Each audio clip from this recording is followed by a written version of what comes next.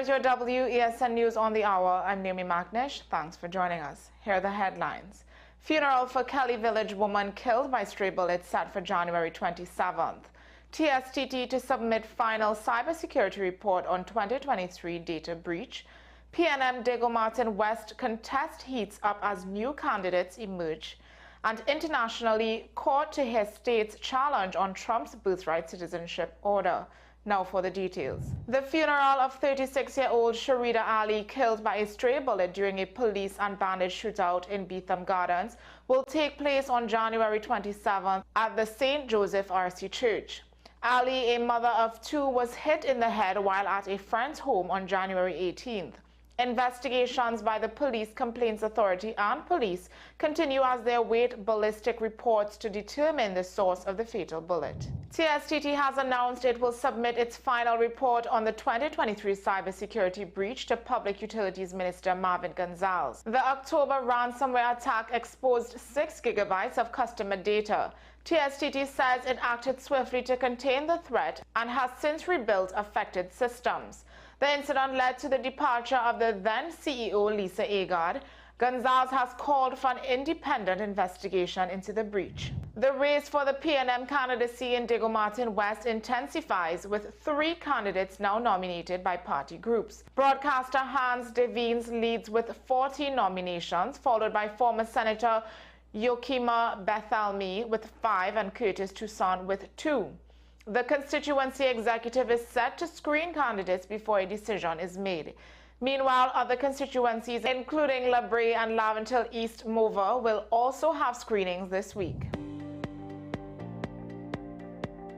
Internationally, a Seattle court will hear a case on Thursday brought by 4 states seeking to block President Donald Trump's executive order ending birthright citizenship. The order signed earlier this week applies to children of undocumented or temporary migrants born in the U.S. Opponents argue it violates the 14th Amendment. The administration maintains the order is essential to address immigration issues. Legal experts predict the case may ultimately be decided by higher courts. Well, that's your WESN News on the Hour. I'm Naomi McNish. Thanks for watching.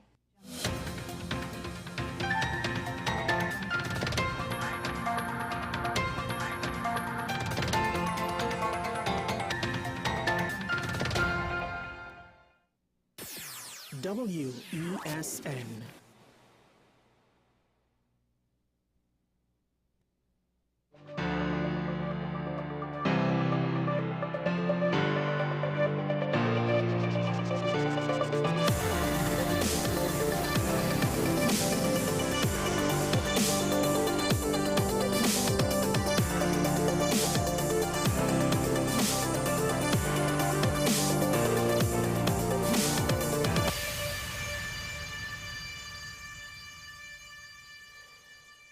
A report has come out that potentially explains partially why, once again, we have some issue, some controversial topic, and in this case, it's made worse by the fact that the government had a liquidity problem that caused them to delay VAT refunds. And make no mistake, it's not like their revenue situation is just magically going to improve, right? So that might be an ongoing problem. It's just that they won't have anything public to reveal the ongoing liquidity issues. But when you want to have to pay out $20 million just because you didn't submit any sort of proper defense, that sort of negligence should be a problem with regards to how are we supposed to trust the governance of the country? And as pointed out by some of our callers, and to some extent over the last 4 years, yours truly, despite the fact that there have been pushback at times from some of the callers, it's not just the politicians, it's the public servants too. So I wasn't entirely sure where I wanted to speak on this story, so I decided to put it at the top in the introduction to just go loose. And the long and short is, at least some of the people involved are retired. And that could be part of the reason why no disciplinary action taken. Maybe. Again, we don't necessarily know exactly why they were appointed, who politically supported them, because to some extent, I think it's fair to say we cannot reasonably expect that high office holders who are appointed, they don't have some amount of favor from a politician somewhere. That, not to say that all of them have that consideration, but we can't reasonably conclude most of them do not. Granted, to some extent it's speculation, I understand. But I'm willing to make the assumption that potentially some of the public servants, senior public servants involved in this, they have their connections, whether with the politicians or with other aspects of the public service or within the Attorney General's office and the Legal Affairs Ministry. What has come out now is that some of the advocacy groups, like the Assembly of Central Legal Practitioners, they are pointing out something that I myself failed to point out. Where was the Attorney General in all of this? Now, to some extent, I don't know the workflow, so it could be that for the most part, he has no formal role in this situation. One could arguably say that a good leader will still keep track of things and have an informal eye on everything as much as possible. But then again, I've always said this Attorney General, he kind of acts like if he's still in private practice, and I question his proficiency, his ability, his understanding of the role as someone in charge of a public entity, because that's essential. This is a ministry, this is the Office of the Attorney General, it's a public sector entity, and he's the guy in charge, to some extent at least. Does he understand what it takes to run something like that, which I assume would be larger than his law practice, but so they're saying, why wasn't he included in the investigation? That is fair.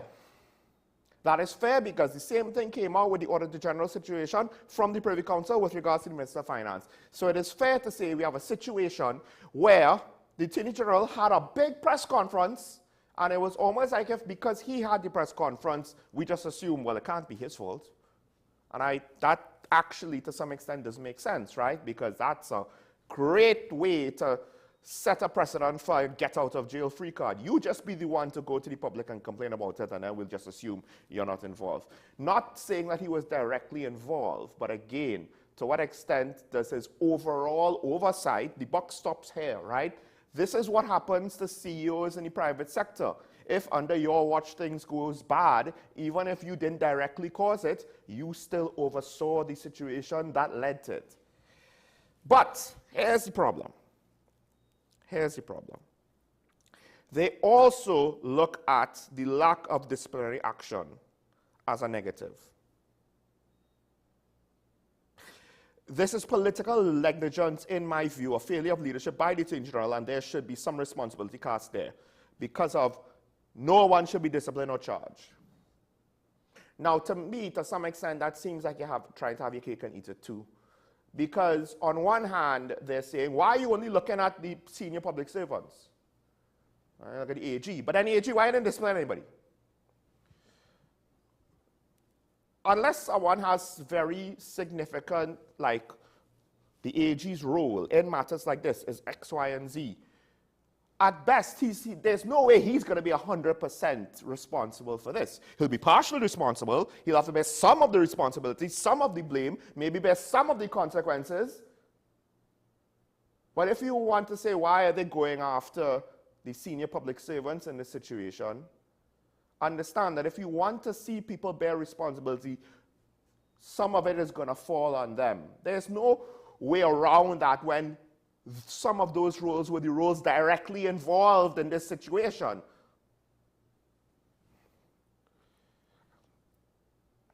So now the question is, to some extent, at least in the case of the retiree, what could be done? I have things that I think could be done. I actually am hesitant to say it because I don't want to throw them out there and people to say, well, Sean, you're attacking the poor person. I don't want to do that. But I still think there are things that can be done. And more importantly, I think this just goes to show how backwards we are. I hate to say it. Yes, I'm advocating for harsher penalties that are potentially more expansive, but then are they really? Because This lack of accountability, I'm telling you right now, everything that is going wrong in TNT can be traced back to some way, somehow, lack of accountability. That's why criminals are going after prison officers. How long it's going to be before they move on from prison officers and find some other element of the state to target? Because there's no lack of accountability. There's no consequence for murder. There is 0.1% or 10%. 1 in 10 may face consequences for murder. May. There's no consequences for poor governance. There's no consequences for poor customer service throughout the entire public sector. There's no consequence for MPs not showing up to their constituencies. There's no consequence for lack of services provided by state entities, for bad actions that disrupt the lives of citizens. TNTech, I hope TNTech around the Savannah was doing emergency repair, because I don't understand why you're going to decide, oh, let's schedule stuff in the afternoon on the Savannah to cause traffic during rush hour when people are trying to go home. You had all day before. You have all night. We want to compare ourselves to the first world. They do a lot of work at night when the roads aren't, you know what I mean? And when they do it, they know how to do it too, to not disrupt things. Because doing it at 8 p.m. on a Saturday night on a major thoroughfare, that's not really a good idea, but I won't get into that story again. So, lack of accountability. We have an open border. Even when it's closed, it's open. Think about that. Has any consequence come from that? No. And in fact, this election may just show again further lack of accountability, although the individuals involved might not be exactly the same. Is that a reasonable pivot to say we don't have to treat them exactly the same way? Or a get out of jail free card again? Because we the people, this is the problem that I need everybody to understand. When I say lack of accountability, I'm not just saying the people in the public sector, the senior public servants, the elected officials, cabinet, etc., blah, blah, blah. It starts with the population. All of these people, the police officers, the fire officers, they come from our societies. Their values come from our societies. And the lack of accountability comes because our society ultimately tolerates it. Tell me I'm wrong. At the end of the day, somebody had to vote them in there.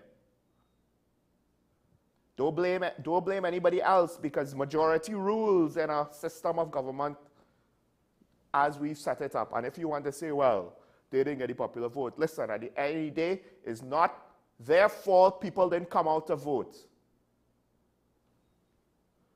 It's the voters' fault. All right, a couple other things I want to get to. First of all, the Minister of National Security, he mentioned the fact that the 2 Cape class patrol vessels have re-entered service. That's nice. How many other boats are in service? I would like to know. Because 2 vessels, listen, 2 vessels aren't enough to operate the ferry service. And that is literally Port of Spain to Scarborough and back. That's it. 2 vessels year-round is not enough to ensure proper coverage. You need 3, because vessels have to go for maintenance. That is a 1 direction, 1 lane trip. 2 directions, that's it. They don't go around the country. They don't have to worry about passing south, passing on the east. They don't even go north of Tobago. So I would like to know exactly why should we once again hear news that the same 2 vessels, because it's always these vessels are back in service. Not a fleet of 12 vessels, no. 1 or 2 vessels, right? We hear news like this time and time again. What do we get for it? We see no results. I understand the government wants to say, look, we've done something good. Because at the end of the day, getting the vessels back in service ain't bad. But let's be frank. Mickey Mouse claims like this are not helping your image right now. And if you had good public relations people that you would listen to and not think that you know better than them, again, if assuming they're good, they might caution you Be careful what little wins you try to dole out to the population, because it's just going to look like a farce, like you're trying to distract from the larger failures. This is a leadership function that, for whatever reason, politicians don't fully understand. And that is in part because we have allowed people to rise up through the ranks without proper competition, without rewarding excellence. And it's not to say that these same people couldn't be excellent, but you know that when the standards are low, people will coast, regardless of how capable they are. Lastly, and this one, not so negative, just something that tickled my fancy. There's a local chef that's apparently using African snails, cooking African snails. I looked it up. This is a thing. This is not him doing something strange against recommendations. This apparently is done in Africa. He says it's like conch, which I have to admit, that has me intrigued. Although I would still potentially be hesitant to try it, it's not to say that I wouldn't. It would be interesting to see if we do have an African snail problem. Similar to lionfish, except this might be easier for us to essentially harvest and process. And there is always going to be a bit of a 2-for-1 benefit from taking a pest and then using it as a resource. So we'll have to wait and see. Maybe, I'm not advocating people run to try and cook this thing or go to a restaurant that might be cooking it, but maybe we'll look back on it and reflect on the time when it wasn't popular and then it became popular and all of a sudden there's a shortage of it. All right, let's take a quick break. When we come back, we'll continue with today's Daily Review. Stay tuned.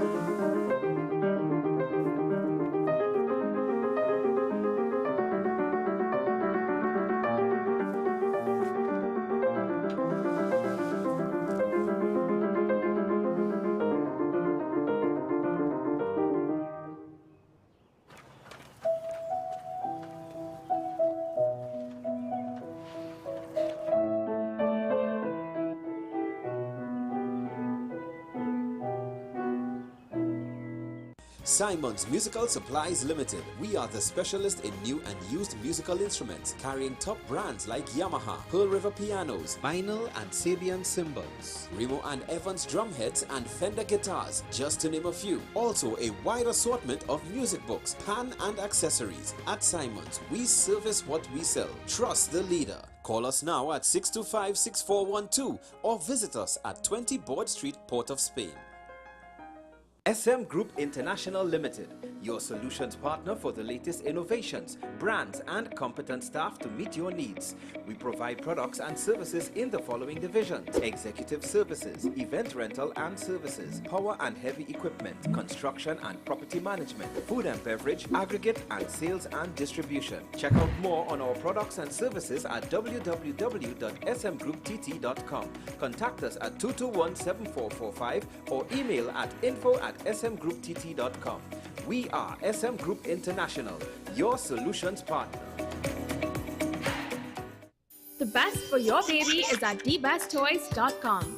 From the best strollers, car seats, baby carriers, high chairs, booster seats, rockers, jumpers and bouncers, walkers, baby blankets, feeding accessories, bathtubs.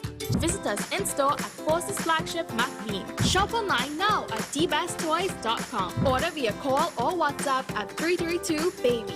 And remember, we have the best toys at the best prices.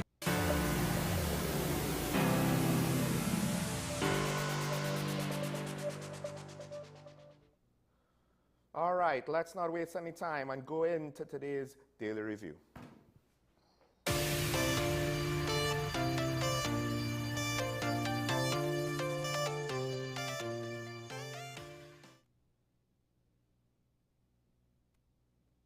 said that the public did not look favorably on the political leader of either party in Parliament. That is both Dr. Keith Rowley and Kamala Persad-Bissessar. Then you may note that, amongst others, but one of the first people to say this, Dr. Shea Mohammed on this show, and to some extent implied by our very own Mr. Keaton Shah, there were calls for the UNC to be revamped, even before this poll came out. And then, not too long after, the UNC, some members said, no, we don't need to revamp. We good. Well, now, what we have been speaking about before was confirmed earlier this week in a new set of findings from NAPTA, which basically says because Dr. Keith Rowley has decided to retire, the PNM is getting a more favorable response overall, but also, more importantly, Stuart Young, the potential new candidate, we don't necessarily know for sure. We do know that it seems like it's heading in that direction. But the survey showed that Stuart Young has an overall positive response from the public with solid support coming from younger voters, non-aligned voters, and the business community. And that includes also young East Indians and other floating voters who said they'll give him a chance unless they see some improvement coming from the UNC. And to some extent, I understand this sentiment because I've gone on record before and said for both Dr. Keith Rowley and Kamala Persad-Bissessar, I was willing to say, once they became Prime Minister of the country, let's see what they do with it. And in both cases early on, I actually saw positives until eventually the statistical averages kind of evened out, to put it rhetorically, to use a phrase. But this is not surprising because when you consider the previous NACTA poll, it's not like they're reversing their position or they're saying it was left and now it's right. No, they're saying both leaders and the leadership of the parties, people were kind of looking like, I'm not liking what I'm seeing, right? They got that feedback. And they didn't say there were murmurs, there were whispers, there was rumblings and these areas. They basically came out and said the leadership of both parties, by their findings, were unpopular. So now when one party changes its leadership, what do you expect is going to happen? And then this comes back. In the reports, a lot of it is the UNC, a lot of people that were surveyed. So ultimately, this is not going to necessarily be 100% accurate to the entirety of the views of the entire country. But it could be a good snapshot, a good sample, right? Credible, prominent, popular, likable, respected faces with good reputations, not only in the marginal, but in safe seats. That's what apparently a lot of people want to see from the UNC. And the repeated attempts to say, we don't need a facelift. Let's be blunt. Even if the majority of your candidates are the same, you could try and have some key minority changes, that is to say, a smaller fraction. Change that, right? Try and find who are your weakest links for whatever reason. Swap them out. And then you could say, look, we've revamped. You don't have to change everybody. You're going to try and even sell it like that. Arguably, some people might say that would be disingenuous, but my point is you could have even tried that. But by affirmatively saying, and it makes me wonder if some of these MPs, they're doing this in order to solidify their position, and they're defending themselves more than they're defending the party. By basically saying we ain't going to revamp, regardless of any new faces, that's what the public is going to perceive you as doing. Same old, same old. Now, I have seen certain names being put up for nomination. When the dust is settled, we will see how that works out. Names that I actually am excited to see out of the UNC.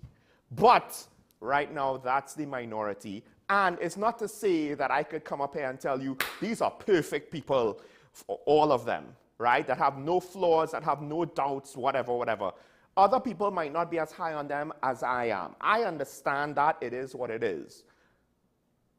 But you have essentially allowed yourself to be framed as a party that is stuck in the status quo. Meanwhile, the PNM are not making that much changes, but the changes they are making are high profile enough that they look like the party with the youth movement that's going to be making all of these sweeping changes. Ain't going to be all that much changes. Let's be real. There are going to be some senators coming in to be MPs. They'll still be probably ministers once everything works out, right? But a change here, a change there, and of course, a new political leader, candidate, potentially, presumptively. All of a sudden, the party changes. There's also rumors that some of the old heads are out. We know that the current Minister of National Security, at the very least, is not going back up for his seat as an MP. At least that seat, we don't know where his career will go. It doesn't mean that his career is over. All of these things, when you really look at it, there's quite a bit of change in the PNM, but it's not like they changed half their candidates. But they have successfully gotten themselves in the space of the public's perception saying, we are changing, we're updating, we're going to come out better and stronger. And UNC is being left behind in the public relations perception battle by their own accord. And this is the kind of thing that in the long run, no matter how much the PNM revamps, improves, tries to be different and better, if the competition is this, they will do just enough to beat the competition. And if the competition is too low, they ain't going to be high. They'll be just higher than. That's a very important distinction. Better doesn't mean good. It just means better than. It could still be bad. Potentially. It all depends on, to some extent, your perception. Next story I want to get to quick. I'll leave that story there. I won't go on to the other part of it. Pride TT has come out and they've had a little bit of pushback on the opposition leader's statements. And the key thing I want to get to, because this is not, I believe, the entirety of what they have to say, but the most important part was, look, there are things that we should be debating here, and some of the things that the opposition leader brought up are not relevant to us, which is something that I've said before. And I do wonder to what extent that some people, they look at what's abroad and they want to import issues that have no practical reality here, at least not yet. Meanwhile, we are behind the times on certain basic things. And I understand. I need to caution all of the activist groups, not necessarily just the individuals, but the groups, to understand that, look, at the end of the day, our population, we do watch foreign media. We will have opinions, right? And we need to be careful not to also jump the gun and try to bring debates from abroad into our discussion that are not relevant to us, which is what Pride TT tried to say. But I do think that myself, and I'll speak for the public here to some extent, my feeling is that they themselves, the general public, feel as though activists in this country, some of them want to also bring these discussions down prematurely, unnecessarily. Meanwhile, we have basic things. I am somewhere in the middle when you take all of these issues and you put it together. I do believe in certain basic rights and freedoms. I do also believe that things have gone too far in other parts of the world, and I hope, and I do not want, and I will be vehemently fighting against them going too far here. And that's why I said earlier on in the week, it's almost like if some basic things we're way behind on, and yet we have these high-end agendas that are pushing things too far at the same time, and it's kind of crazy because essentially one side is running, the other side can't even crawl yet. And the reality is it doesn't really serve the people who are being affected. And that's one of the things that Pride TT is pointing out. There's a lot more complexity to these sorts of topics. And I'll go back to something I said yesterday. I think the opposition leader might not have been the best person to start this conversation off on, because I do not think that the United National Congress or any political party, there are none that are prepared to really engage on these issues responsibly. Because again, we don't need to talk about what the Americans talk about. Half of that stuff, that's relevant up there. That's not relevant down here. So we also need to understand that there are a lot of people in the population, they are very, very sensitive about that coming down here. And there will be some heavy, heavy pushback that might seem unreasonable because they don't want to see where things went in America happen down here, for better or worse. So to some extent, as much as it might be premature on a practical level with regards to actual situations down here that people are living through, to some extent, the conversation already started even before the opposition leader brought it up, because the topics are within the minds of the society, and we have to brace ourselves for when those debates actually come to a head. All right, I want to get to the next story. This one has been a concern of mine all week, and I feel I've kind of been a little bit negligent, and that is with this SOE, and it's not that this is completely unique to the current time period, but at least this week, there were a lot of stories about teenagers being involved in crime and getting arrested or having to be in court. So there's a story about the 17-year-old that appeared before children's court charged with the murder of a 15-year-old. That's back in January the 4th, so that is within the SOE. Then there is 2 teenagers in court for kidnapping and robbery charges. They appeared in January 22nd, right? 19 and 15-year-old. Children's court, apparently, they wanted to they transferred the matter to Children's Court to determine the issue of jurisdiction, because I don't know if Children's Court is supposed to be handling situations like this, right? Then 3 children were held on gang inquiries also earlier this week, January 19th. 3 children. That's what the report says. Well, okay, they might actually be teenagers, 14.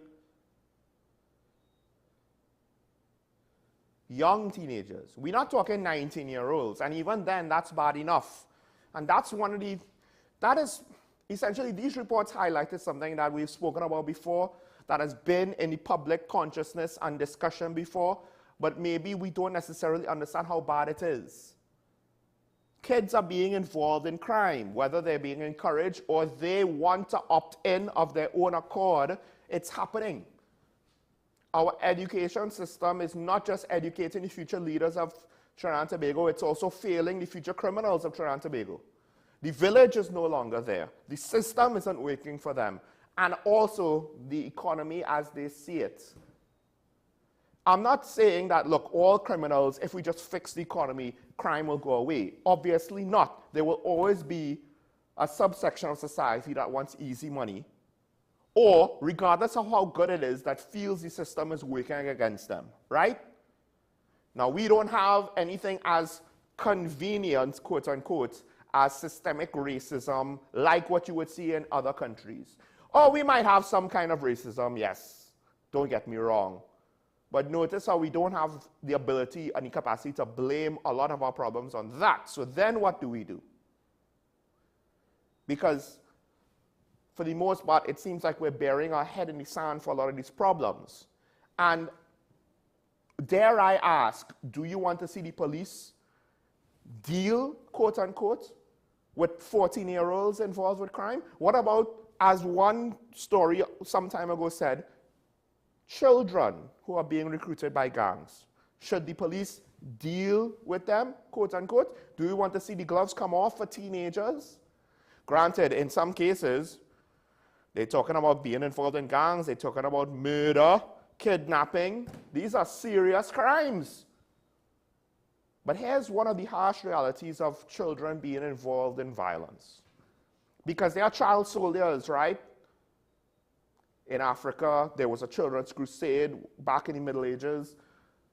Children aren't necessarily aware until it's too late about what happens to the other children who decide to go into this kind of thing. They don't follow the news. They don't have their ear to the ground. Yeah, they're up to date with what's going on in the streets, but they don't have the complete awareness to fully understand that they're taking their lives in their own hands, they're rolling the dice, and the house always wins. Because they're children. Children are not supposed to be making certain decisions. Some of these kids aren't old enough to enlist. And even then, arguably, the enlistment ages in some cases at home and abroad might be too low at times. This is where we've reached in our society. This is a lack of accountability. But I'm not going to list out all the areas where lack of accountability has led to this point. I'll let you think through it yourself. I'll just say this, it's not just the education system. It's not just the lack of a village. It's not just the economy. There are a whole host of things that is supposed to be in place in any functioning society that would have checked this behavior before it got this bad. And the fact that it is this bad to this frequency, to this degree, well, we're doing something wrong. Let's take a break. When we come back, we'll welcome my guests today. Stay tuned. This is Talking About WESN. We'll be right back after this.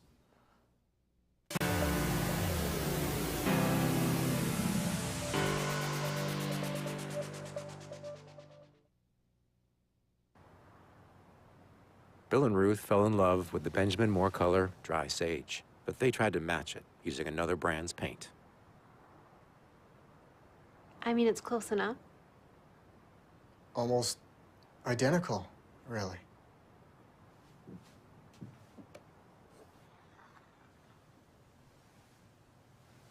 Yeah, there it is. Never trust another paint to be a Benjamin Moore color. Transform your home with PCU Plus. From stylish furniture to the latest appliances, we have everything you need to create your perfect space. At PCU Plus, we offer fair prices and affordable financing options that are cheaper than hire purchase agreements. With convenient locations in San Fernando, Tobago, Arima, and our lifestyle showroom in Barataria, you're never far from the best deals. Visit PCU Plus today and discover why we're the top choice for quality furniture and appliances. PCU Plus. Quality you trust. Prices you'll love. Visit one of our locations or find us online to start transforming your home today. FanZone, your reliable, authentic supplier, has just gotten better. You can now visit our website www.fanzonett.com for your authentic wear and collectibles. The only place where you can use both your Visa debit and credit cards. Visit our website fanzonett.com to make your purchase today. Simon's Musical Supplies Limited. We are the specialist in new and used musical instruments, carrying top brands like Yamaha, Pearl River pianos, vinyl and Sabian cymbals, Remo and Evans drumheads and Fender guitars, just to name a few. Also a wide assortment of music books, pan and accessories. At Simon's, we service what we sell. Trust the leader. Call us now at 625-6412 or visit us at 20 Board Street, Port of Spain. My name is Dr. Stephen Carroll, the CEO at Community Hospital of Seventh-day Adventist, and we are committed to making good private health care affordable. For all your medical needs, including dental, radiology, laparoscopy, behavioral and mental health, along with many other services, contact us for more information at 235-5479. Community Hospital of Seventh-day Adventist, where good private health care is affordable.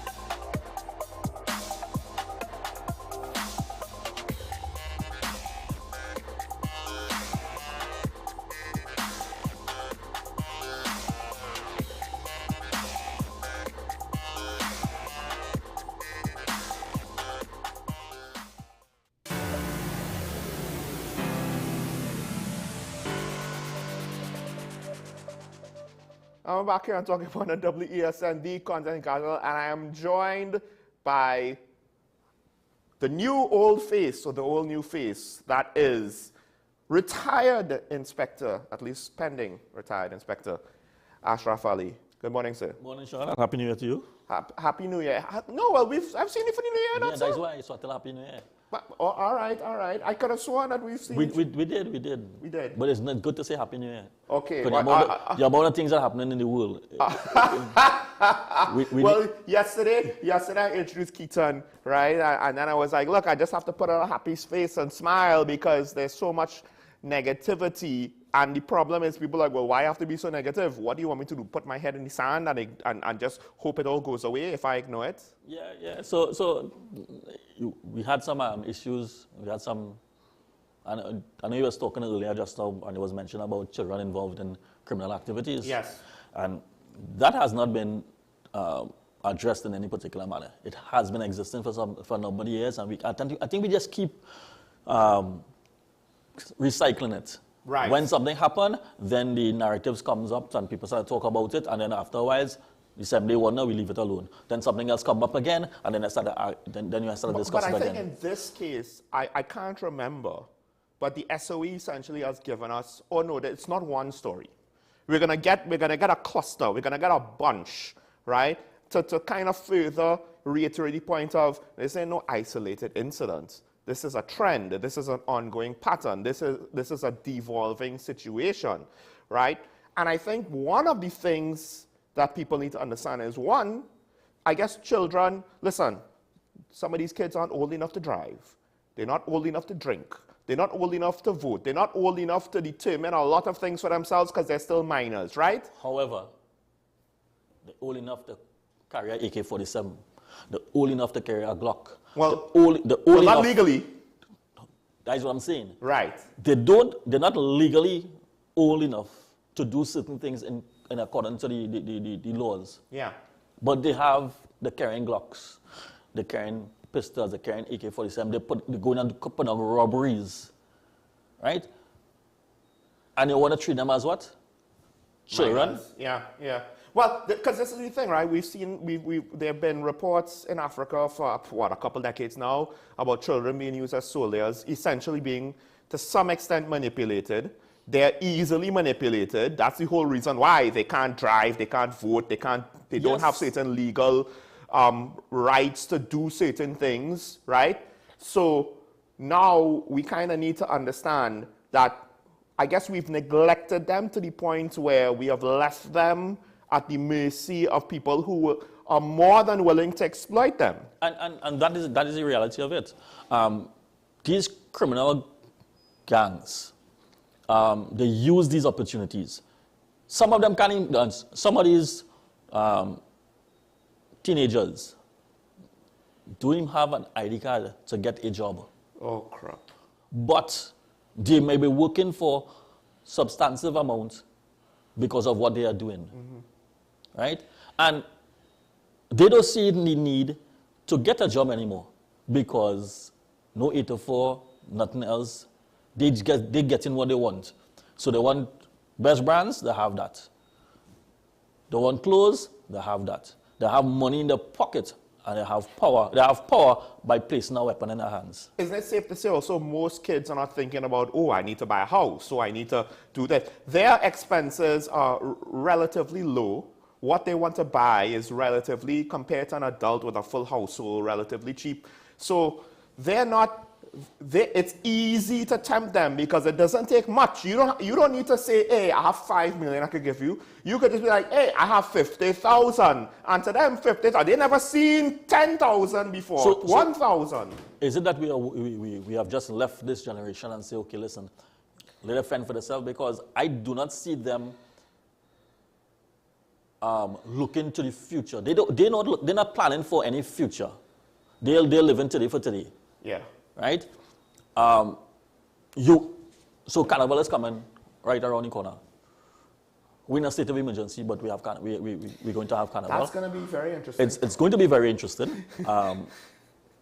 But at the same time,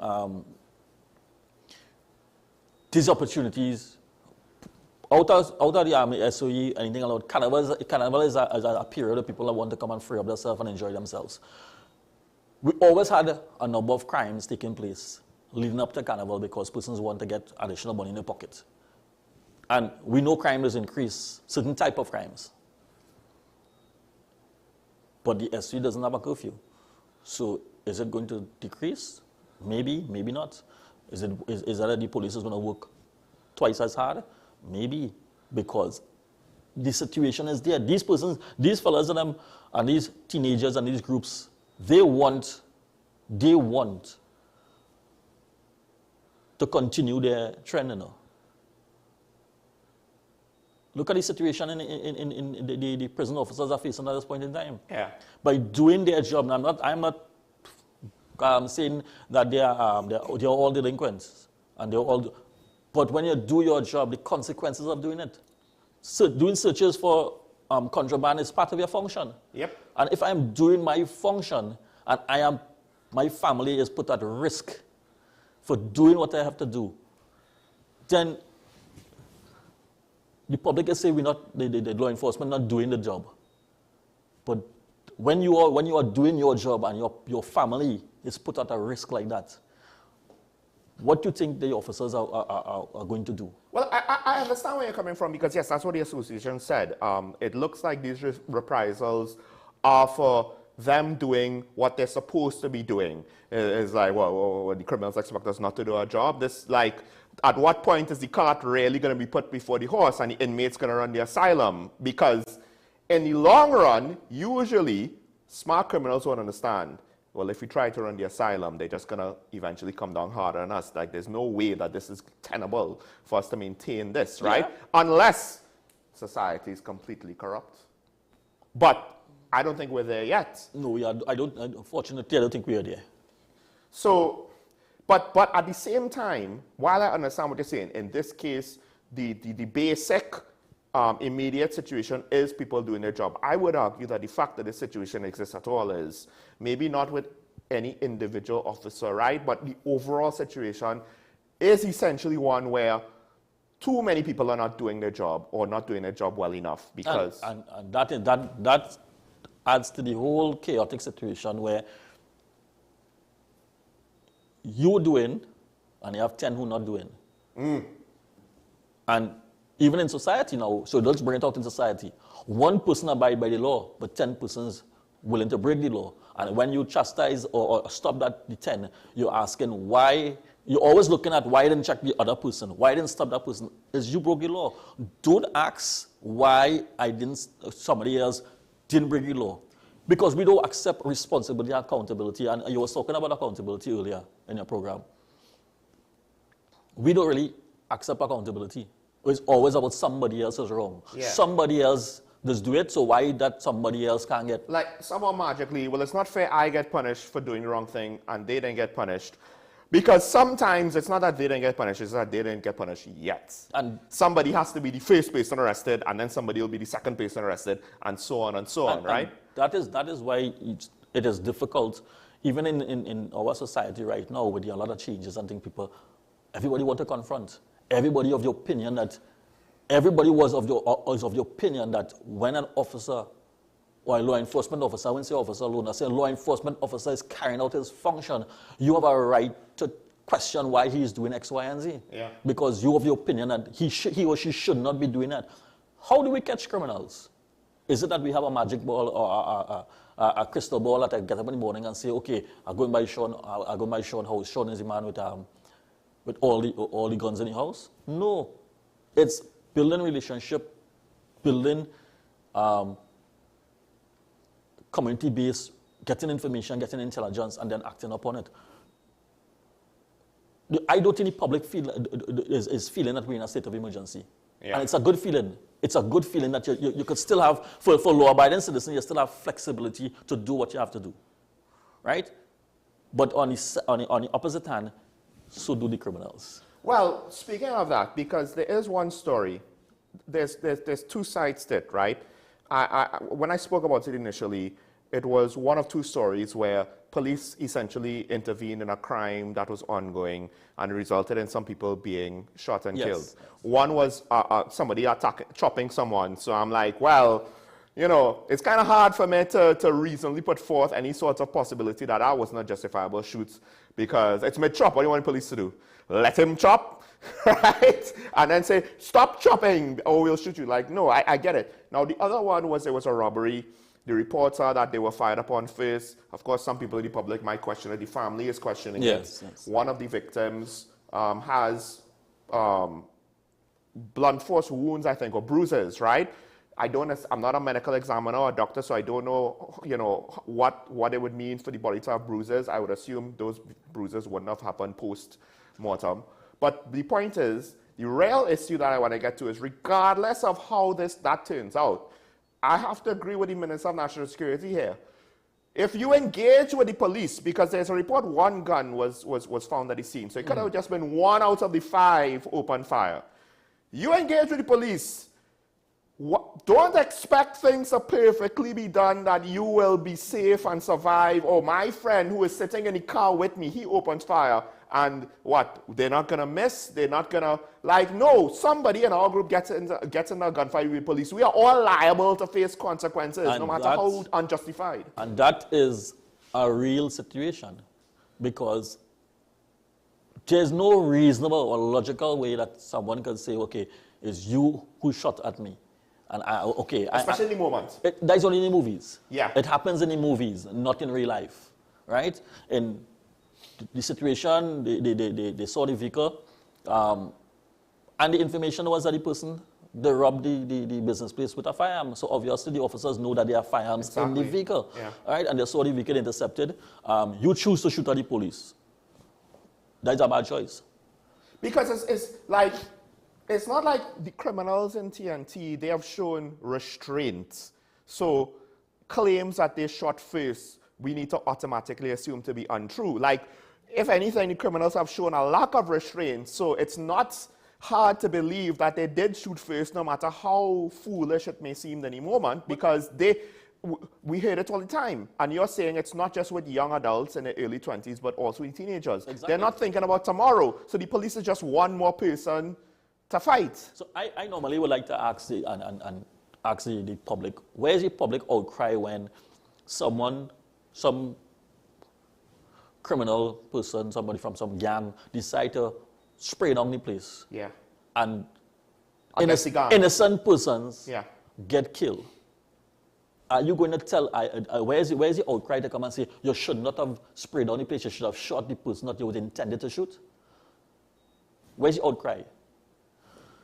Hopefully assuming the intended person was a gangster, because this is already like in very gray area for ethics. Exactly. But yeah. No, now I'm saying so. But yeah. So when outcry against the innocent casualties on the wayside. And that is what I'm saying. We in society needs to step up to the plate, and when you see it as wrong, call it as wrong. And this is the thing, to be fair to some of my callers, they have done that. They are not saying, oh, we don't like the police being aggressive. They have done the reverse. I am the one saying, look, I am going to defend the principle of innocent until proven guilty, no matter how inconvenient. But I understand that at times it could seem very inconvenient to the reality that we face. But some of the callers are like, no, we want the gloves off. And so the public needs to understand, as much as they have an issue with some of these incidents, there are others in the public that are like, look, we're tired of this we're tired of being victimized. And it's not about the police alone. It's law enforcement on the whole. You see traffic wardens stopping you and talking to you about the condition of a vehicle, you breach a traffic light, traffic sign or something like that, and you're being penalized. You're being penalized because you have a ticket. You're upset. Why you're upset? I do the wrong thing, so pay the consequences. You don't want to pay the consequences. Yeah. Because you find that I shouldn't be penalized for doing the wrong thing. This actually makes me think, because I think people might not understand when I say that the level of law breaking and lawlessness in the country is so large that the system can't deal with it. And perhaps that's one of the reasons why people think I'm being unfairly targeted, because there are 100 other people that break the same law as me. It's like, that doesn't make it right. It does not make it right. And if we want to clean it up, we have to start somewhere. And exactly. So you have licensing officers who come out there, their role and responsibility is to ensure that your vehicle is road-ready, right? There are requirements for the vehicle to be on the road. Yes, they may give you a ticket or something like that, but at the same time, they have to carry out their function. And we all have a function to carry out. The citizens have a function to carry out. We have a function to carry out. A simple thing. Taxi drivers have a function to carry out. Yeah. They are part of the public transportation system. But does it make it right that they want to reach a point in a particular amount of time and put all the passengers at risk? And other drivers. And other drivers, because they need to reach a particular time because they want to get another trip to come up. Is it okay for them to drive recklessly? Or look, case in point, when you have a situation where people trying to cross the highway or walking along the highway or what have you, pedestrians, right? Mm-hmm. Now, highways don't have sidewalks. They have shoulders. It has shoulders. But they don't have sidewalks, right? And I think people do not, and we've spoken about this before, I believe, when there was that one incident where I brought up the fact, when you have someone that runs into traffic for whatever reason, and obviously the instinct of the driver, assuming they are responsible, good-natured people, is to try to avoid that person. But you're on the highway. Yes. And if it's during the day especially, the odds are, more likely than not, there will be cars all around you. If you swerve, you will hit somebody else, and potentially you could have this whole traffic pile up where multiple cars could be in an accident. And depending on how bad it is, because it's a highway, people are not driving at 40, right? So you could have multiple drivers and passengers of cars get injured or worse because a pedestrian decided to do something and they don't understand. It's not just I almost got hit by a car because I was reckless. People trying to save me could then injure themselves and other people. So you cross the highway and you're upset. What you vex about? The driver's supposed to stop. And you hear people come out and talk about it. So why he didn't stop? Stop. He's stopping or trying to stop in that manner can cause. I don't think anybody, any driver on the road, would see a pedestrian and literally run that person down, that boundary on the road. But what I have seen is, like yesterday morning, I was trying to change lanes, and there was a Mercedes or a BMW speeding up behind me. Now, granted, I could have changed the lane before he reached, right? But he was moving so fast, I wasn't willing to take the chance that he would stop in time. Now, he would have technically hit me from behind, so arguably I would have been in the right, he would have been in the wrong. And again, it's not like he was on my corner, right? He was somewhere a ways back speeding through, because I'm pretty sure he wasn't driving at 50 or 65 or whatever it was, yes. Right? So, and it's not like it's an open lane. The lane was essentially clustered, but there was space for me to transfer because I'm trying to not go down Charlotte Street. I'm trying to make a turn to keep going right. Yeah. And he speeds up behind me, so I'm like, listen, I'm not, because I've seen, to me, this is what he's doing. He's just assuming that I will get out of the way, and I've seen other people do that. And I could have done that in that moment too. Well, I'll assume you will realize that you had a break because you don't know where to go, but I wasn't willing to do it because it's not like I have the expensive car. I'm driving a Mitsubishi, right? He might be liable for my repairs, but I don't want to go through the hassle and the risk. And you have to go through the hassle of it because you're out of a vehicle, and then you don't know what could happen. We just talk about a vehicle. We do not know, or we can't predict what could have happened. Next thing you know, he's on his phone, and it's a heavy hit on a major So accident. sometimes we had road rage is real. Right, we don't see road rage as much as I find in other countries. But it's very interesting that road rage exists right now when you never know if it's a gangster that you're raging against who might have a gun. People are frustrated with the amount of traffic on the roads, the amount of time they take on the road. There are people who just can't sit in traffic because they just need to be moving.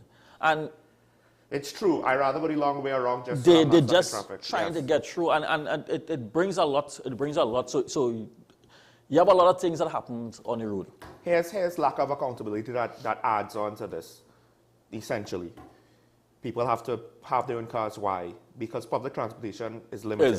Right? We know in New York, I don't know if you've ever been to New York, but I've seen guys in suits with briefcases and cell phones, and they're going somewhere within Manhattan to their job on the red line. So these are not, and maybe, you know what, maybe they're dressing for success, but they live in some really small one-bedroom apartment. But my point is, these aren't T-shirts, sneakers, these aren't fast food workers. These are serious-looking office workers, right?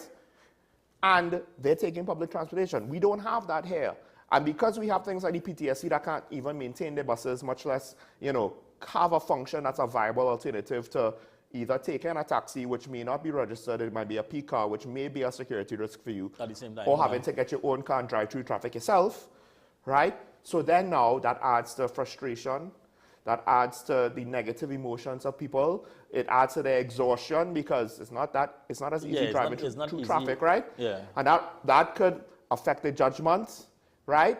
And then so on and so on. And I think one of the things people don't realize is the trickle-down effect of things like traffic to a nation's productivity.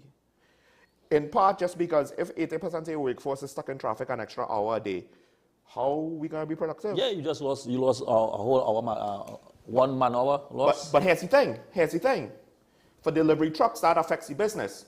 But for workers going to and from business, it doesn't affect their boss directly, but it actually affects you directly. Because you'll be losing income. Yeah, not just income. No, you might still make it 8 hours a day, but you might lose time to do things around your house, to spend time with your kids. You sacrifice some time. To maybe to have your side hustle. And then you could lose income. And then some of it might actually lead to people having hard feelings and resorting to crime because maybe they can't make it to their job on time, so they lose their job, and then they can't hold on a job, and they lose 3 jobs, so then what do they do? Well, I need to eat. Yeah, but then there's some, no, those situations are on the extreme. That's true. Those are on the extreme because an individual who would have be legitimate in terms of maintaining a job and trying to make ends meet, more than likely that individual may not venture into a criminal act. Right. Right?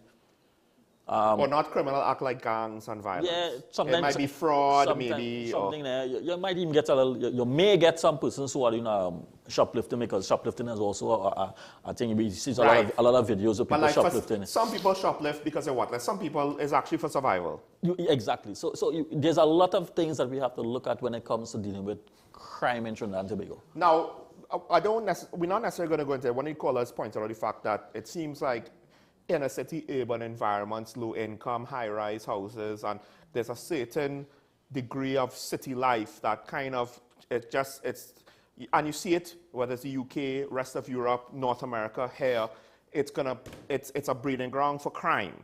Not that the people are breeding crime, but that the circumstances just makes it very easy for crime. Now, I'm not necessarily going to go into the debate about how to deal with that, but one thing I want to ask you first before we open the phone lines that I've noticed every now and then, somebody is killed by gangsters and the family says, well, yeah, they told the gang no, they didn't want to be involved. They were trying to not be in that life. And what do you make of the fact that we have the authorities saying, well, tell the gangs no, but then we have reports of families saying, well, my brother said no, and he's dead. He hasn't even reached 30 yet, and he's dead. There's not an easy thing once you get into the gang life to just step aside from the gang life, because you have a lot of repercussions towards it. You have person might consider you to be an informant. An informer, somebody might say that you're disrespectful. I give you everything, and you move aside. You're going against, and you lack loyalty. But what about, so there's a lot of different things. But what about those who were never a part of the gang, and apparently gang violence is more now due to the gangs having issues with each other than the drug operations of the larger drug lords having issues. When you look at the communities. Because they're forcing the members in the communities, you got to pick a side. Yes. There's no Switzerland here. No. So in the communities, there are a lot of law-abiding citizens within the communities, but they cannot speak out. They have to accept for their sanity to continue the motions, right? So they have to accept it. It's difficult for any law enforcement agency and any government to treat with it from that perspective, because the only option that might be is to remove the law-abiding citizens from that environment. But it's so many of them. It's so many. Where are we going to house them? Where are we going to... So it's not about displacing the law-abiding citizens. It's about getting the criminals out. So a few cannot affect the majority. So it's about targeting those individuals. And that is the challenge because, let's put it this way, when you're sleeping in the night, you don't know who outside your house. Yeah. You don't know what they have for you. You have to seek your interests between your family, your friends, your children, and you have to stay quiet. I mean, whatever you see, you didn't see. I mean, I don't live in a hotspot, and I don't feel safe in hours of the night or hours of the day. So at this point, I could not imagine what I would be like. I have to admit that. Like, I do a good job of trying to like have an idea about what certain circumstances might be like, but I don't think I really could come close to really understanding what living like that could be because, as you say, it's a stereotype. We are prejudiced against people from these areas, but not all of them are like that. No, not all. And being prejudiced against them and assuming they're criminals because they're from whichever hotspot, that in itself goes back to the scenario that I told you about, and then they can't get a job, and then they can't make their way in life, and then what do we expect them to do? You revert to where you could get an income, and that's it, because you had to survive. All right, let's end it here. We'll take a break. When we come back, we'll open the phone lines. You can call in and have your say on this or any other topic. Of course, there's more political stuff, but I didn't necessarily, as yet, tap the mind of Mr. Ali with regards to the politics. We'll probably get there at some point because at the very least, national security and disaster preparedness is affected by politics. Yes, but with that said, let's take a break. When we come back, we'll open the phone line. Stay tuned.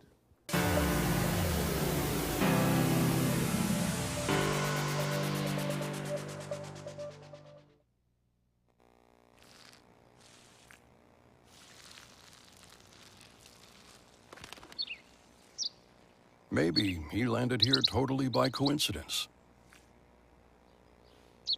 But if by chance he's admiring your fresh coat of Benjamin Moore soft sky blue, well, that's a pretty high compliment. Coming from an expert. Transform your home with PCU Plus. From stylish furniture to the latest appliances, we have everything you need to create your perfect space. At PCU Plus, we offer fair prices and affordable financing options that are cheaper than hire purchase agreements. With convenient locations in San Fernando, Tobago, Arima, and our lifestyle showroom in Barataria, you're never far from the best deals. Visit PCU Plus today and discover why we're the top choice for quality furniture and appliances. PCU Plus. Quality you trust. Prices you'll love. Visit one of our locations or find us online to start transforming your home today. Simon's Musical Supplies Limited. We are the specialist in new and used musical instruments, carrying top brands like Yamaha, Pearl River pianos, vinyl and Sabian cymbals, Remo and Evans drumheads and Fender guitars, just to name a few. Also a wide assortment of music books, pan and accessories. At Simon's, we service what we sell. Trust the leader. Call us now at 625-6412 or visit us at 20 Board Street, Port of Spain. My name is Dr. Stephen Carroll, the CEO at Community Hospital of Seventh-day Adventist, and we are committed to making good private health care affordable. For all your medical needs, including dental, radiology, laparoscopy, behavioral and mental health, along with many other services, contact us for more information at 235-5479. Community Hospital of Seventh-day Adventist, where good private health care is affordable.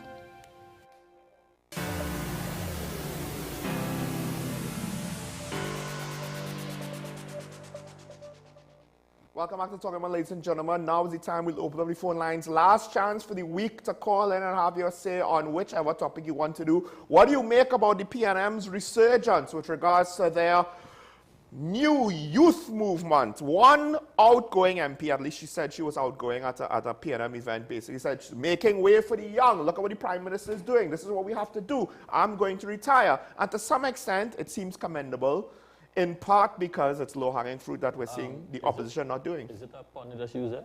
Huh? Making way for the young? I don't think so. I may have used that phrase, but I guess technically the pun does exist. Ha ha ha. Fun. All right, yeah, you got jokes, folks. You got jokes.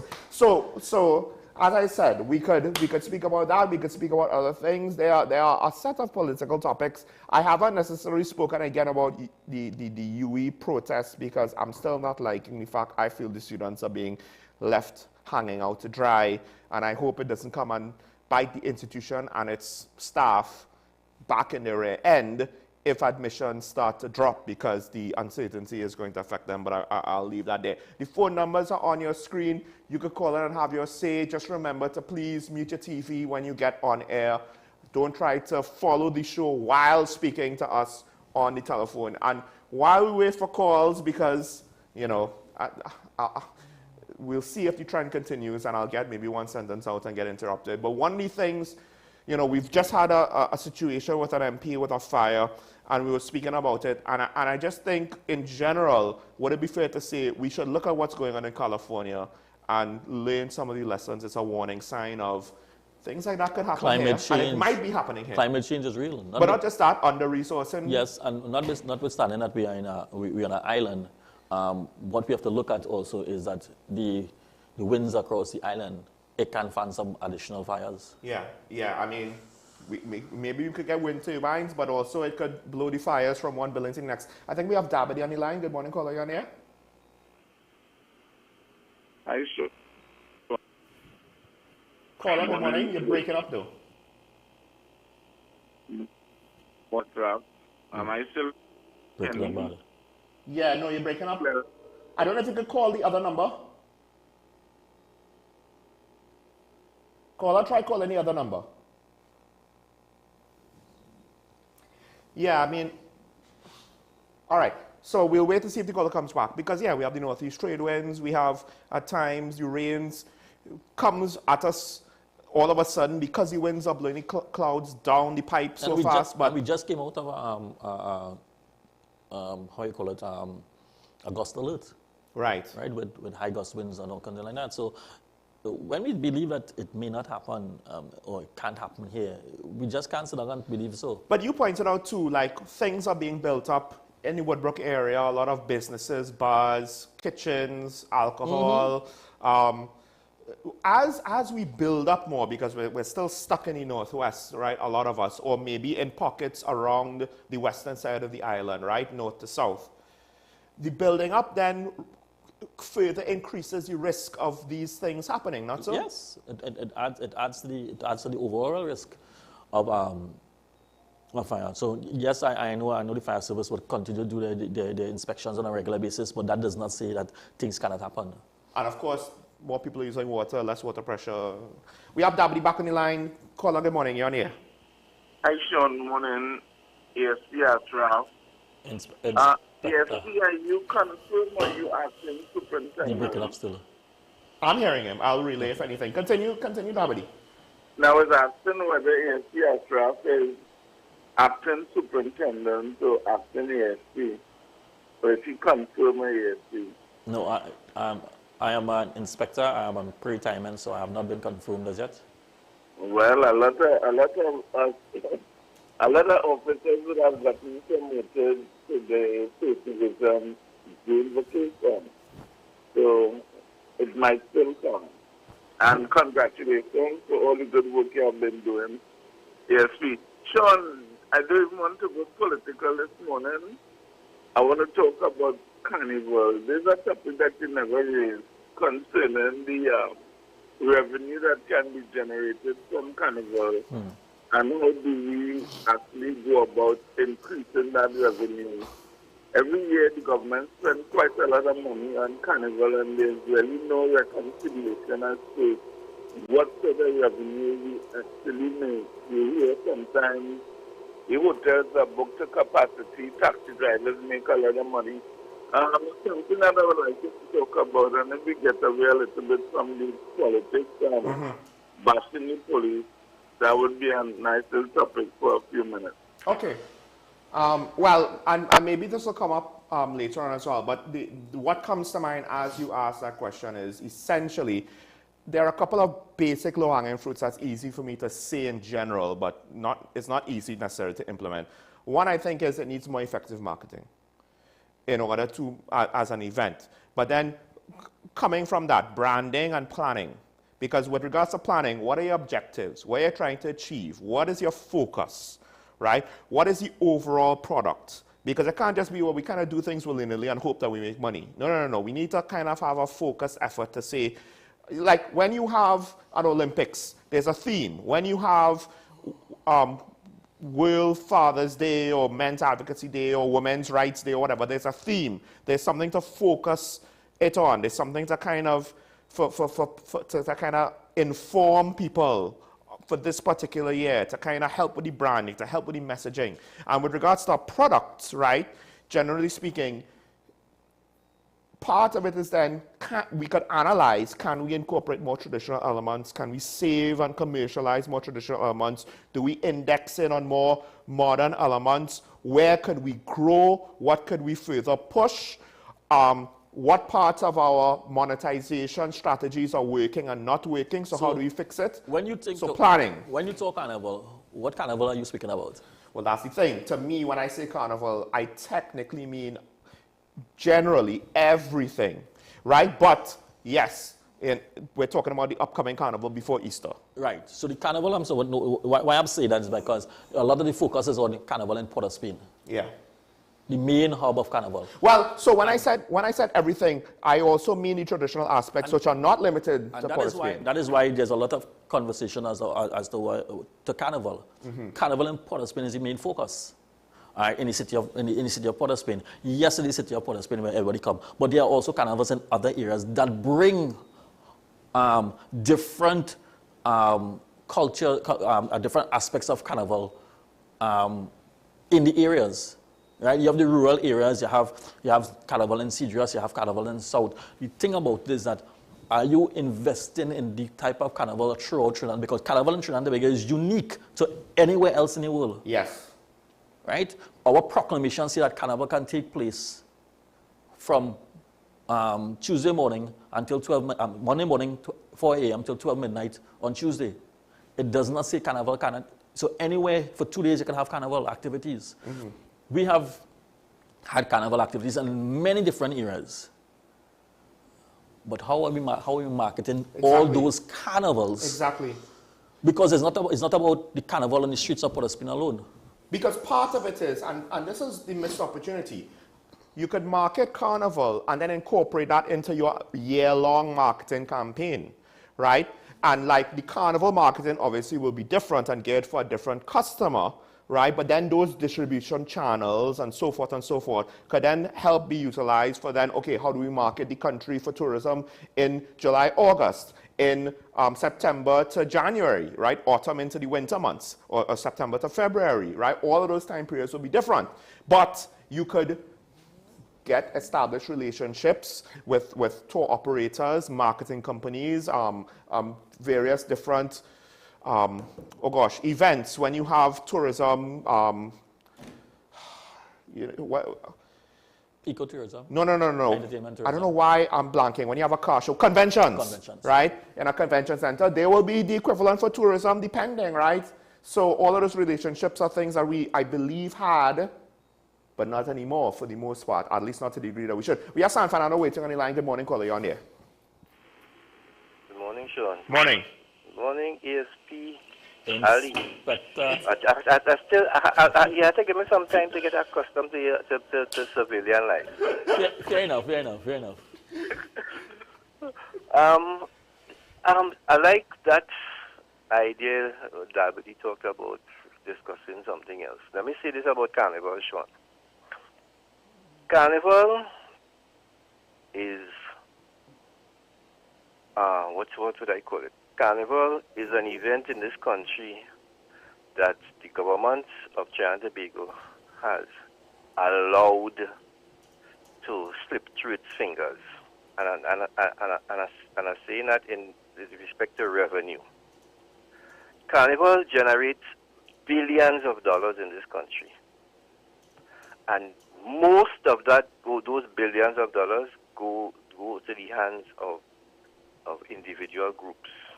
You talk about the vendors and okay, they make something, but the bulk of the carnival money goes to these individuals who organize these fetes and these tours, because there are big tours now. That tour that you're talking about, Sean, there are companies in Trinidad now that selling carnival packages.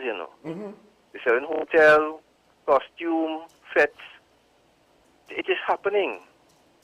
But a lot of that revenue, because they market it abroad, a lot of that revenue and US dollars are collected by those individual groups, never come into Trinidad to assist the country with revenue. It's not coming here. They bank it outside. That is a fact. Let me say this. I know some people that they've been having a very successful fete for the last 15 years. Those people have not paid 1 cent in taxes for that 15 years from that fete. And that should not be allowed to happen in this country. Those are the things we need to tighten. You see that revenue authority. That revenue authority have so much scope and so much space to develop, to get additional revenue for this country. I hope they understand what the function is and understand that you can't do that by sitting down inside a building. They have to be outside. Out. Too much revenue has been slipping away from this country because in Carnival, and there is this division that we have. Let me say this division that Tobago try to have their own thing. I want people to understand that is only successful because of the amount of Trinidadians that go across there, just like the tourism, and they need to get back to understand that this has to be a joint venture. This is, they suffer from that because of the fact that back in the day when our first Prime Minister decided not to develop tourism. That was a fact, and basically we have petrodollars, so let the islands and them see about tourism. And that, unfortunately for Tobago, has reached the point where Tobago is with respect to their island development with tourism. So those are some of the things that need to change. But Carnival, our revenue collection in Carnival needs to step up to actually benefit from all this money that is spent by the state, because the state puts out a fair amount of cash for Carnival, and we have to benefit from it, not just these individual groups, but the entire country. Have a good weekend, gentlemen. Thank you, caller. And I think my problem is the money spent by the state has little to do with the profits generated by the private interests, whether fetes or carnival bands or whatever. Like, look, they don't even go to the stage. See, I think because of this, because of how Carnival has been allowed to, I wouldn't say commercialize, because it is adapting. It's adapting to the cultures of individuals. Well, you see, the problem is, the key was what San Fernando said about the oil dollars, right? Because we suffered from Dutch treaties. Everything else became like less than the oil money, right? So including tourism, and to some extent including Carnival. I would argue governments have allowed Carnival to slip through its fingers, right? Because Barbados doesn't have Carnival like, oh, we have Carnival, right? No. Now, they have crop over, but is it the same thing? I don't know, but I think it works for them, but it works for them maybe more than Carnival works for us in a unified way. Governments have allowed Carnival to slip through its fingers because Carnival was not necessary to generate revenue before because of the petrodollars. What it was, well, we have Carnival for the people to free up, to placate, to distract, right? Because if we don't have it, they'll be upset. So we don't want to upset that apple cart. So now the private bands and the fetes They just evolved over time, and as they figured out more and more ways to make money, right? And as the trends change, they change because they're just following what the customers want to some extent. And so persons cannot be upset and should not be upset for creative business thinkers understanding the customers and adapting to it to enhance their profit. Yeah. I have no issues with that. This is like decades of evolution, year after year. So I am saying I have no issues with that because prudent business will tell you if I have a niche in the market, I have to maximize the niche. Exactly. Right? And they are doing that. So when you buy, so now everybody wants a package. There's no longer about getting a customer loan. What else is in the package? So I'm not going to pay $5,000-$6,000 anymore. I want to know what it is. Am I getting to go to another event? So I'm willing to pay for that package because I have another experience also. I think one of the key things is Carnival, what makes it successful is at its core, it's 2 days, once a year. You can have other things like Carnival. Yes. But the Carnival is 2 days, once a year. And you can't go down Arapita Avenue any other time of the year like that. So when you have a spin-off of the Borrow Day celebrations, the Borrow Day celebrations is mimicking some of the carnival activities. Right. Because the persons like the environment of Carnival Monday and Tuesday, so they want to feel that outside of Carnival Monday and Tuesday. But here's the problem, and I understand when you said that private businesses are marketing Carnival on their end. Tourism right now is based on private marketing and private planning and private interests, right? The problem is, look, if the NCC didn't exist and didn't have over $100 million of budget expenditure for little to no gain, as far as we are aware, then it is what it is, leave it alone. But the government is spending money. Yes. And it's hard to say that it's being done effectively. I have no problem trying to hold on to traditional mass, but it cannot be such a loss-making venture that is also slowly losing whatever support it has in the population, because then what would be the point? Then at that point, we just need to have a museum where we kind of have these things like, you know, on a token display, because if the public aren't engaged with it, and I have an issue, I don't think it's just because the public don't want it anymore. So who knows? Right? We may have to consider, nobody don't quote me on that, but we may have to consider having Carnival to get the full Carnival experience. It might not be 2 days alone. Well, at the end of the day, it isn't, huh? When you have Mass is 2 days, but Carnival is not 2 days. Carnival is really like almost half the year, one could argue. Or more, depending, because the bar launch is in July and August. Everything leading up to Carnival. And so when you look at Carnival cannot be Monday and Tuesday alone. You have to look at everything that's leading up to Carnival. Right, but my thing is, and this is why I go back to marketing from the national level, right? Because we could have also included, imagine if we had a marketing campaign for Carnival, where we could market the islands and all of the various Carnival activities, including traditional mass, which to some extent, what could help maintain that is not locals, because at some point, if I've seen a peregrinaud once, it's not going to be the same thing when I see it a second, third, fourth, fifth time, right? But if we have tourists, we could all, that's how Broadway in New York, in my mind, works out. It's not because New Yorkers go to see Lion King 16 times in a year. It's because they have an influx of people that are new to the market that could be tapped as customers. Not everybody going to London's West End or Broadway are living in New York. So not everybody looking to see a Midnight Robber performance or what have you, right? And looking to see the traditional mass we should just say, well, the locals alone. So part of the marketing could have included the private people also coming on board to help give their support, to help give footage, to help give elements, to help give financing, right? And then again, like I said, those relationships could potentially be utilized annually. Of course, Tobago Carnival could also utilize some of those if we had a thing like unified structure, right? Because I actually do, at the end of the day, think Tobago Carnival is a good idea, because it allows Tobago during the main carnival period before Easter to be like a getaway for Trinbagonians. Right.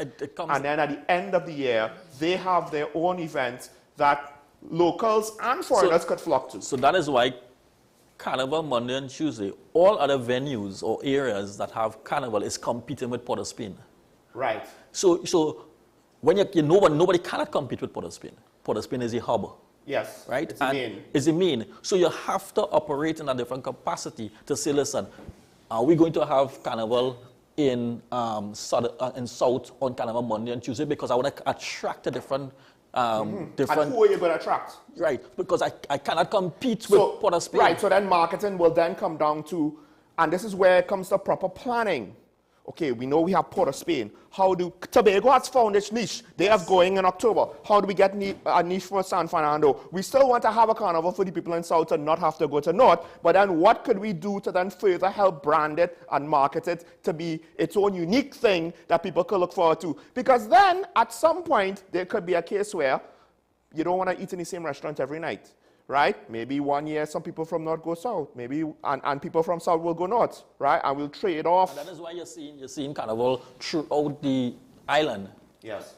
Dwindling because the different groups cannot compete with what is taking place in Port of Spain. That's why I said it comes back to planning. Yeah. How do we want to monetize it? How do we want to structure it? How do we want to brand it? What do we want the product to be? And also to kind of oversee the situation. So if we're concerned about certain private interests taking advantage of loopholes, well then how do we close those loopholes? By having a proper active eye on the situation. So, because look, there's nothing wrong with taxing ventures that have been taxed before, once it's done responsibly, and they're not taxed to oblivion, right? Then I'm all for it. But again, we need to have that proper management and planning to do it. And I don't think it's there yet. And it's not completely the NCC's fault but it is partially the NCC's fault, and it's partially the politicians' fault, and it's partially stakeholders' fault, and that includes the public, because we've left it, we're happy with how it is, so why change it? And it's like, no, why can't we do things more professionally? That's just, well, I mean, we could maybe look at this topic further on the line, but I want to thank our callers for calling this morning to close the week. Ashraf, thank you for joining me to close the week. That's not a problem. Yeah. It's a pleasure. Inspector Ali, yes, unfortunately he was not promoted. And dare I say, if you do get promoted, the action might end up having to wear the uniform for a few more years. Well, whatever the Almighty have in place, we will decide. Have you been, is it still locked up in the court matter? Yeah, so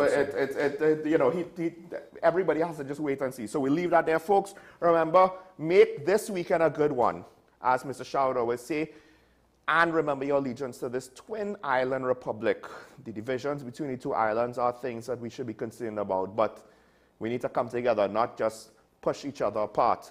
Stay safe out there and go through this weekend. Even when somebody bad drive you, it's nice to be nice. Give them a smile.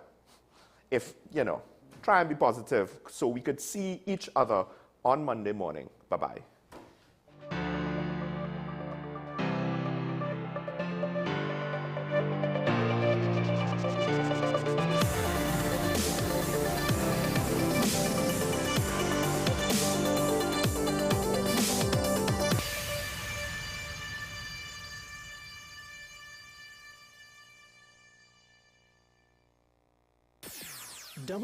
WESN.